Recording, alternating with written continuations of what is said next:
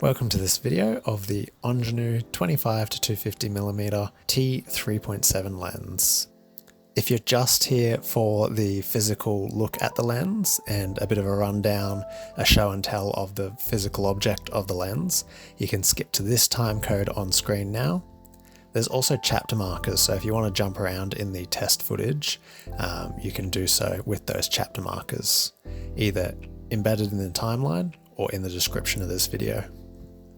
But for now, we're going to start with some test footage, and you might not have seen shots with this lens like this before. This lens has quite a moderate minimum focus distance without a macro helicoid or diopters. So this first shot, you can see my finger there. I'll show you a behind the scenes clip later on as we're going through the physical look at the lens, but basically the flower that my finger is touching is approximately 3 to 4 centimeters away from the front lens element, which is extremely close for this cinema lens. And it can be really useful to use diopters or a macro helicoid to expand the use case of this lens as close-up shots of objects, particularly on the wide angle of the lens, can look really interesting. But of course the lens looks interesting in many other situations, particularly at the mid to far telephoto range, where you get significant swirling in the bokeh as well. So a lot of the shots at the start of this video are showing the macro helicoid shot at 25mm or thereabouts. The macro helicoid works best to get close to subjects, the wide angle of the lens. So when you zoom in, you can't get as close to subjects, but if you're on the widest angle of the lens, you can get very close to subjects. But yeah, comparing that to the distance the camera's focal plane was to the subject using a macro helicoid, you can effectively focus as close as the front element if you want.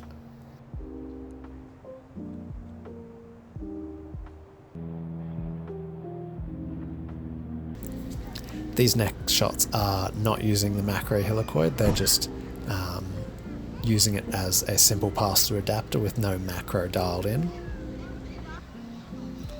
And you can see the wide angle shot here, we're much further away when we've zoomed out from the subject. But because it's got such a nice 10 times zoom range and goes up to 250mm, you can zoom in on your subject and really, melt that background away. Particularly the more you zoom in, the more field curvature you get and that swirling bokeh towards the sides of the frame.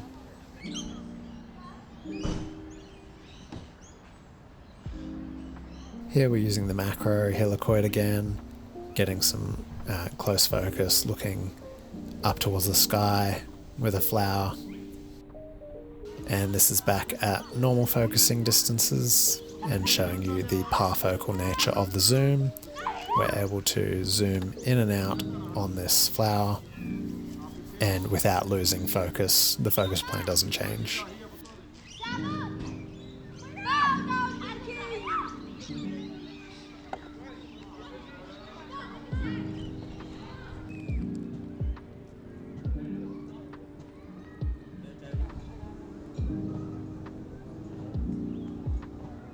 And here we go for a really long, slow pull-out zoom from this flower. It's tricky to do a full range zoom rack on this lens, as the actual travel on the lens barrel for zoom is quite long. Doing it by hand is a little bit tricky. If you attached a follow focus, it would be a lot easier to manage that with a follow focus and a crank maybe.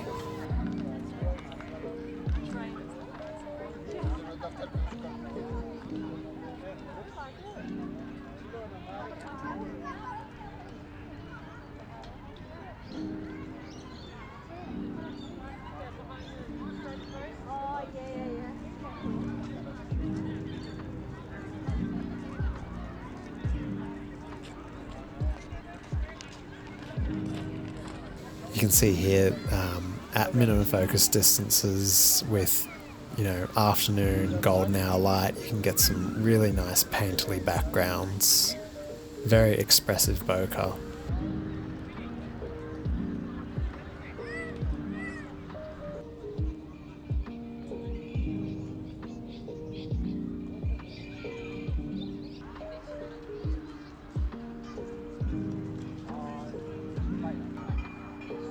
Found a little bug while I was shooting the flowers, so you got a bit of a hero shot using the macro helicoid.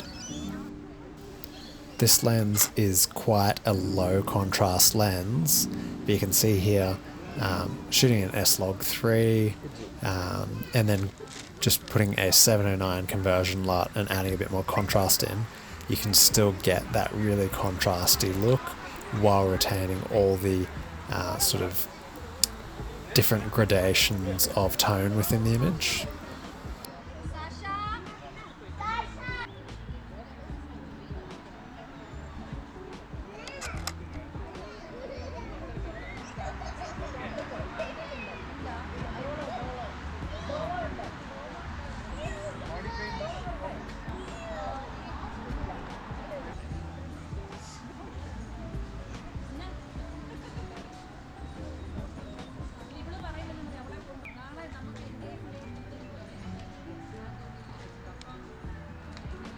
Moving on now to a time lapse. This was 1 frame per second, 4K, and we can shoot in 4K on Super 35 in the FS7 because this is a Super 35 cinema lens. And of course, some shots of the dogs.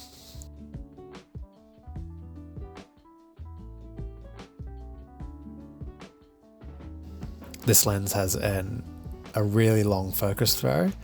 So it was a little bit of a challenge because the dogs are really fast to keep them in focus for any major movements. You really need to follow focus if you're going to be following subjects on, big focus moves. It's tricky to do by hand, as this lens has a really long focus throw, as you'd expect from a cylinder lens. But that's great as it allows you that fine control to finesse, really dial in your focus.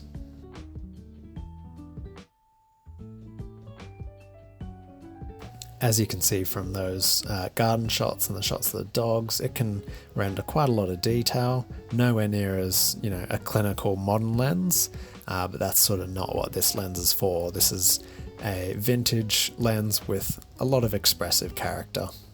Some afternoon shots of the chooks.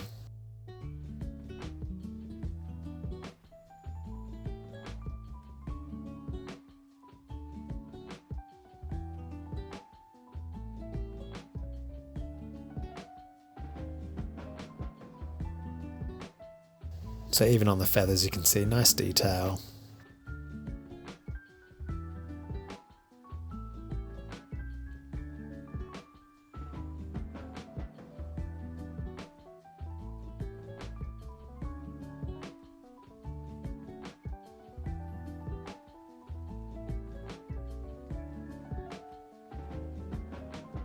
I've had this lens for many, many years now, and it really thrives at more character-driven, more expressive type content. So if you were shooting maybe a music video and want it to look very special or characterized by the lens, or if you're filming a narrative piece about, pirates or like a Pride and Prejudice type thing, something of that era, an older period of history, this lens would lend itself to that really well.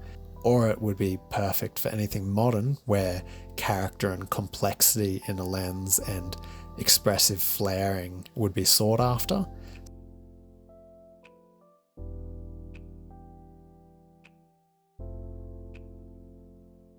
Moving on to the physical lens itself.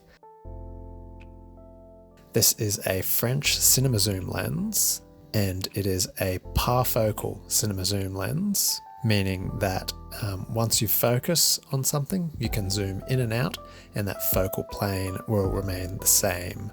Great for zooming mid-recording on a static subject, such as a crash zoom or a follow zoom, or just to slightly push in or pull out the frame. This lens's 25-250mm zoom range gives it a really nice look at all focal lengths and really allows you to put some distance between you and your subject, or zoom in for extra close detail shots. It has a really long focus throw and zoom throw, and it has an aperture range of T3.7 to T22. I've found the sweet spot of this lens is T4 to T5.6. I'd usually shoot this lens as a T4 lens. I find T3.7, although it's there, you get a little bit of haze across the image and extremely low contrast across the image at T3.7. So I'd consider this lens usable from T4. Majority of the footage captured with the lens in this video was shot at sort of T4 to T5.6. This lens's mechanics are really nice. The lens is made of brass, and you can see where the paint's worn off on edges, the brassing is coming through. I use the lens with modern lens supports made by RAF Camera. They're nice modern supports that have 3/8 1/4 20 mount points on them, and it's designed specifically for this lens. It clamps on really easily with 2 thumb screws, and then I put a solid aluminium rod support underneath it, screwed in, and that supports the lens really well behind all the control rings. So then your hand is free without running into the lens support for the iris, zoom and focus rings. So as I mentioned at the start of the video, this lens has been really strongly and robustly converted to PL mount before I got it, with a nice brass locking ring and a nice stainless steel rear PL mount. The lens is nicely centered, collimated and perfectly back focused with how it's been adapted to PL. The textured grip of the focus ring is something that I've modeled and 3D printed myself, and over the years I found it really valuable that I made that extra area of focus grip. It also is reminiscent of the broadcast lenses I'm used to, with that tapered textured focus ring that I'm used to on broadcast lenses, so it's a bit more of a familiar feeling.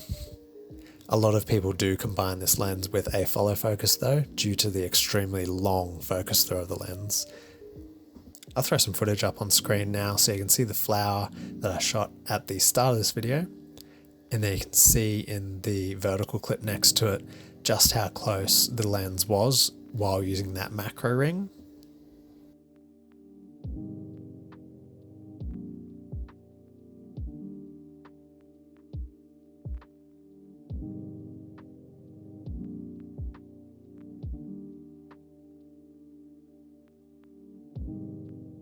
So that's all the information about the lens that I can think to share with you.